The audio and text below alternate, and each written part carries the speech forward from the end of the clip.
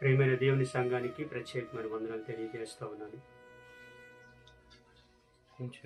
ఈ ఏప్రిల్ మాసంలో దేవుడు మనకు అనుగ్రహిస్తున్న వాక్య భాగం లోకాసు వార్త 1వ అధ్యాయం 50వ వచనాన్ని మనం చదువుకుందాం. ఆయనకు భయపడు వారి మీద ఆయన కనికరము తరతరములకుండును. మరొకసారి చదువుకుందాం. ఆయనకు భయపడు వారి మీద ఆయన కనికరము తరతరములకుండును.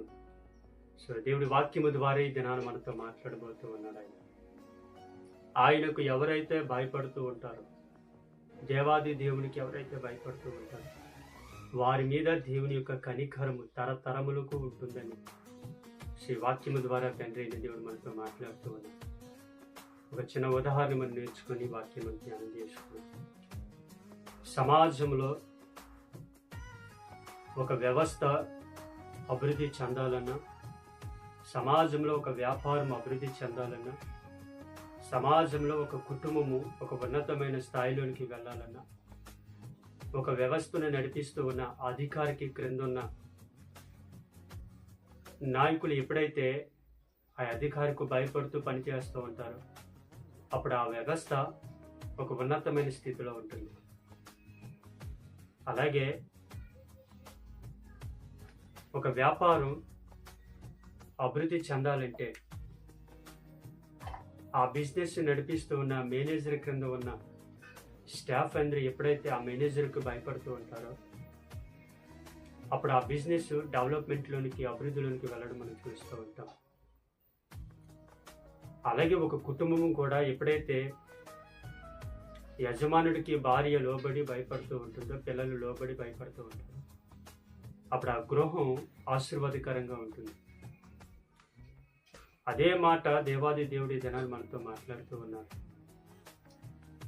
నేడు మనం దేవునికి భయపడేవారిగా ఉంటే సమాజంలో మనం పెద్దవాళ్ళకి మనం భయపడుతూ ఉంటాం, పెద్దవారిని మనం గౌరవిస్తూ ఉంటాం. అదే బైబిల్ గ్రంథంలో యోసేపు గురించి దేవాది దేవుడు అనేక పర్యాయాలు మనతో మాట్లాడి జరుగుతాం.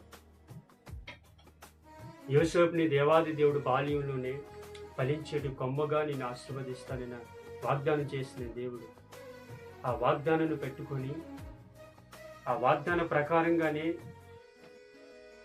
తల్లిదండ్రులకు దూరమైన, అన్నదమ్ములకి దూరమైన, తన యవ్వన కాలం నుండి ఎదురవుతున్న ప్రతి కష్టాన్ని, ప్రతి ఒక్క బాధని తట్టుకుంటూ దేశము కాని దేశంలో ఫరో ఇంటిలో బానిసగా తన జీవితాన్ని గడుపుతూ ఉన్న దినాల్లో తన అందాన్ని చూసి యోసేపుని సైనించాలని ఒక రాజుగారి భార్య యోసేపుని ఫోర్స్ చేస్తూ ఉంటే దేవుడిచ్చిన వాగ్దానానికి భయపడుతూ, దేవునికి భయపడుతూ తన యవన జీవితాన్ని కాపాడుకున్నాడు కనుక కేవలం దేవునికి భయపడుతూ తన బ్రతుకుని కొనసాగించుకున్నాడు కనుక తనలో ఉన్న దేవుని యందు భయము, భక్తి దేవాది దేవుడు చూశాడు కనుకని, దేవునికి భయపడుతూ జీవించాడు కనుకని పాపము చేయడానికి అవకాశం వచ్చిన, వ్యభిచారము చేయడానికి అవకాశం వచ్చిన, తప్పు చేయడానికి అవకాశం వచ్చిన తప్పించుకోవడానికి ప్రయత్నం చేశాడు. కానీ నేటి దినాల్లో మనం అవకాశము లేకపోయినా పాపము చేయడానికి కాలు తూగుతున్న నేటి దినాల్లో కారణం భయం లేక, కుటుంబంలో పిల్లలు పాపం చేయడానికి కారణం తల్లిదండ్రులు అంటే భయం లేక, కుటుంబంలో పెద్దవాళ్ళంటే భయం లేక ఈరోజు కుటుంబం ఎక్కడికి తీసుకుని వెళ్తూ ఉన్నారు మనం చూస్తూ ఉన్నాం. అందుకే దేవుడు మనతో మాట్లాడుతూ ఉన్నాడు. నువ్వు దేవునికి భయపడేవాడికి నీ భక్తి జీవితం ఉంటే నేను ఉన్నతమైన స్థాయిలోనికి, గొప్ప ఆశీర్వాదకరమైన స్థితిలోనికి యోసేపుని దేశము కాని దేశానికి, ఐగుప్తు దేశానికి ఒక ఉన్నతమైన అధికారిగా ఒక సింహాసనం మీద ఎలాగైతే యోసేపుని దేవుడు తీసుకుని వెళ్ళి ఆశీర్వదించి ఉన్నతమైన స్థితినిచ్చాడో, సో ఈ మాటలు వింటున్న మనం కూడా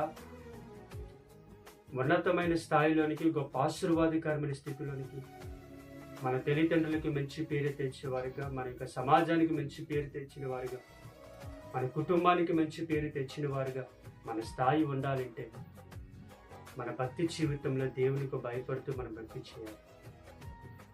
దేవునికి భయపడుతూ ఎప్పుడైతే భక్తి చేస్తామో, దేవుని యందు చేసిన భయభక్తులు కలిగిన జీవితాలు ఇక్కడ చెప్తూ ఉన్నాడు ఆయన. ఆయన కనికరము తరతరములకు ఉండును. ఆయన కనికరము తరతరములకు ఉండును.